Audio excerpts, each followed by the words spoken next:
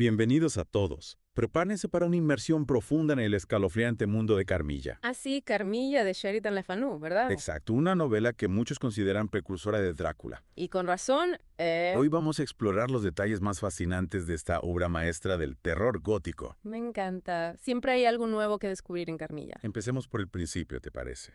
La historia nos presenta a Laura, una joven que vive con su padre en un remoto castillo en Estiria. Un escenario perfecto para una historia gótica, ¿no crees? El aislamiento, la vulnerabilidad, la atmósfera sombría. Sin duda. Y es en este ambiente tan peculiar donde llega Carmilla, una joven enigmática, que tras sufrir un accidente de carruaje termina bajo el cuidado del padre de Laura. Una llegada un tanto misteriosa, ¿no? Su madre la deja toda prisa y se marcha sin dar muchas explicaciones. Exacto, y eso no es todo.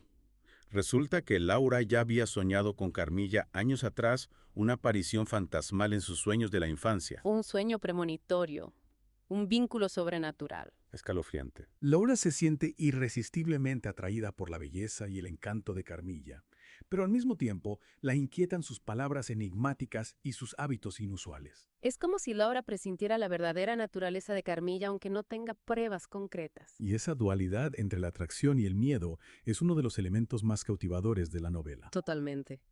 Y hablando de elementos cautivadores, ¿qué me dices del retrato de Mircalla, la condesa de Karstein?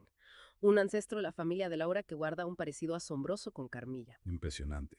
La aparición del retrato marca un punto de inflexión en la historia. A partir de ahí, los encuentros nocturnos de Laura se vuelven cada vez más terroríficos. Una figura sombría que ronda su cama, la sensación de asfixia, el despertar para encontrar a Carmilla cubierta de sangre.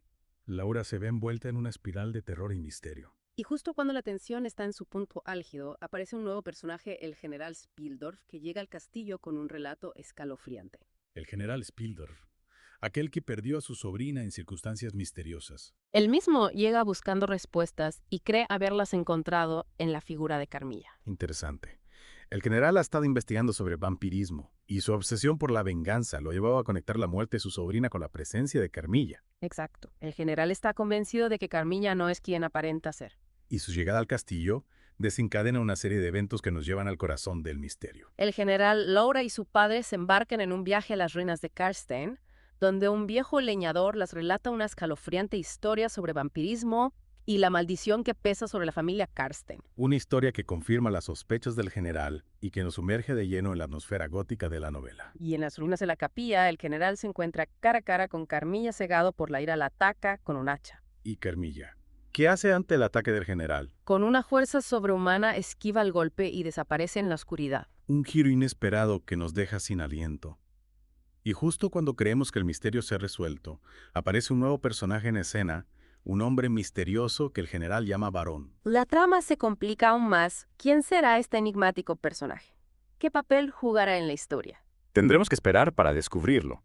Pero antes de continuar, creo que es importante detenernos un momento y reflexionar sobre lo que hemos visto hasta ahora. Me parece una excelente idea, Carmilla. Va más allá de una simple historia de vampiros. Es una exploración compleja de la identidad, la sexualidad y la naturaleza del mal. Y no olvidemos que esta novela se escribió en la época victoriana, una época marcada por la represión social y la moral rígida. Exacto, y en este contexto, la relación entre Laura y Carmilla adquiere una nueva dimensión.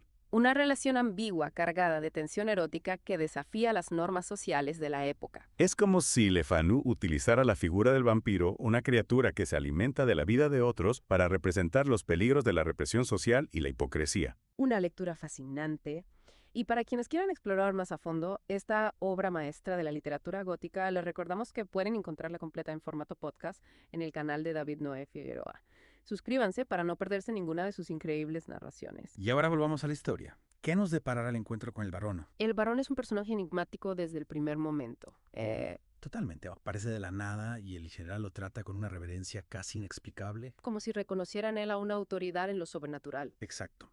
El general ha dedicado meses a investigar sobre vampirismo y su obsesión por la venganza lo llevaba a confiar ciegamente en este extraño personaje. Y el varón no defrauda. Se une al grupo en la exploración de la capilla, examinando cada detalle con una minuciosidad casi obsesiva. Es como si cada grieta, cada sombra le susurrara secretos. Su conocimiento de la historia de los Karsten y del ocultismo es asombroso, Le Fanu lo describe con una aura de sabiduría antigua y un toque de misterio que lo hace aún más intrigante. Absolutamente. El varón guía al grupo a través de los laberínticos pasillos de la capilla como si conociera cada rincón. Se detiene ante las tumbas de cifra e inscripciones antiguas, revela secretos que habían permanecido ocultos durante siglos. El pasado cobra vida ante sus ojos guiados por la sabiduría del varón. Y finalmente llegan a la tumba de Mircalla, la condesa de Karstein, el epicentro de la maldición. La tensión se palpa en el aire, ¿verdad? Totalmente.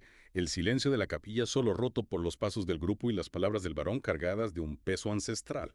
Un momento culminante en el que sabemos que algo terrible está a punto de suceder. Y ese algo terrible no tarda en manifestarse.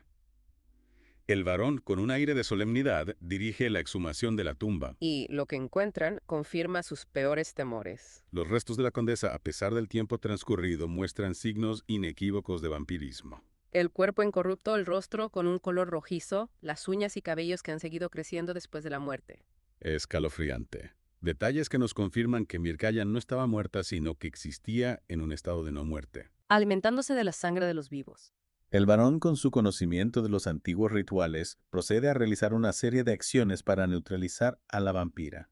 La estaca en el corazón, la decapitación, la quema de los restos. Un ritual brutal, pero necesario para liberar a la tierra de la maldición. Una escena que nos recuerda la lucha eterna entre el bien y el mal. Sin embargo, a pesar de la aparente victoria sobre Mircalla, la sombra de Carmilla sigue presente. La joven que se había ganado el afecto de Laura, que compartía su vida y sus secretos, ha desaparecido. Y no olvidemos el asombroso parecido entre Carmilla y Mircalla. Es posible que Carmilla fuera en realidad la vampira que había estado aterrorizando la región. Las pistas están ahí desde su aversión a lo religioso hasta su repentina desaparición. Le Fanu juega con la ambigüedad, dejándonos con más preguntas que respuestas. ¿Fue Carmilla verdaderamente destruida junto con Mircalla? ¿O su esencia maligna sigue acechando en algún lugar? Esa es la genialidad de Carmilla. Nos enfrenta a lo desconocido, nos obliga a cuestionar nuestras propias percepciones. Y mientras esperamos la resolución del misterio, el varón, después de cumplir su cometido, desaparece sin dejar rastro. Aumentando aún más el enigma que rodea la historia. El varón es como un catalizador, un personaje que llega para desencadenar una serie de eventos y luego se desvanece. Dejándonos con la sensación de que solo hemos arañado la superficie de un misterio mucho más profundo. Y en medio de este torbellino de emociones, Laura queda marcada para siempre por la experiencia. Ha sido víctima de una criatura sobrenatural, ha perdido una amiga, ha visto el lado más oscuro de la naturaleza humana. Un final agridulce, ¿verdad? La amenaza inmediata ha sido neutralizada, pero el trauma persiste, la herida sigue abierta. Y la pregunta final que Le Fanu nos deja flotando en el aire es: ¿puede Laura, después de todo lo que ha vivido, volver a la normalidad? Una pregunta que cada lector debe responder por sí mismo. Carmilla no nos ofrece un final cerrado, Sino que nos invita a reflexionar sobre las consecuencias del encuentro con lo sobrenatural. sobre las cicatrices que deja en el alma humana la lucha contra las fuerzas de la oscuridad. Una pregunta que nos deja pensando, ¿cómo se recupera alguien de una experiencia tan traumática? Exacto, y aquí es donde Carmilla va más allá del terror gótico. ¿En qué sentido? Le Fanu utiliza la figura del vampiro para criticar la sociedad victoriana, ¿no te parece? Ahora que lo dices, sí. Es cierto que la novela está llena de simbolismos que van más allá de la simple historia de terror. La represión social, la hipocresía, el abuso de poder, todos estos temas están presentes en Carmilla. Y la relación entre Laura y Carmilla es un claro ejemplo de ello. Una relación ambigua que desafía las normas sociales de la época. En una sociedad que reprimía la sexualidad femenina, la conexión entre Laura y Carmilla se convierte en un acto de rebeldía casi. Es como si Le Fanu nos dijera: miren, bajo la superficie de esta sociedad aparentemente perfecta, hay deseos ocultos, pasiones prohibidas. Y la figura del vampiro que se alimenta de la sangre que invade el cuerpo de sus víctimas. Podría ser una metáfora de la explotación y el parasitismo que existían en las relaciones de poder de la época. Es una interpretación muy interesante. Y la enfermedad que asola la región, que debilita a sus víctimas y las deja a merced de la oscuridad. Una representación de la opresión social que consume la vitalidad de las personas. Podría ser Carmilla. Es una obra mucho más compleja de lo que parece a simple vista. Sin duda.